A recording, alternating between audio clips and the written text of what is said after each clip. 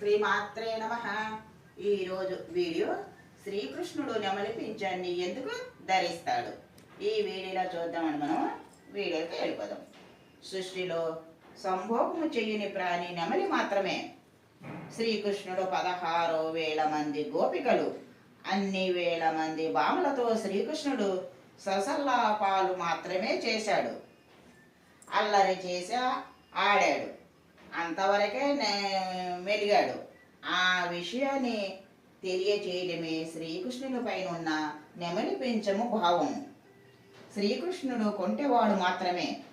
అయితే శ్రీకృష్ణుడు భోగిగా కనిపించే యోగీశ్వరుడు.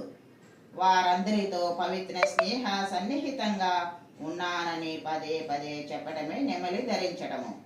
నెమలి ఇంత పవిత్రమైనది కనుకనే మన జాతీయ పక్షి అయింది. మన ఈ వీడియోలో శ్రీకృష్ణుడు నెమలి పింఛాన్ని ఎందుకు ధరించాలో చూసాం కదండి. నెక్స్ట్ వీడియోలో కలుసుకుందాం. వీడియో నచ్చితే లైక్ చేయండి, షేర్ చేయండి, సబ్స్క్రైబ్ చేయండి. Thank you.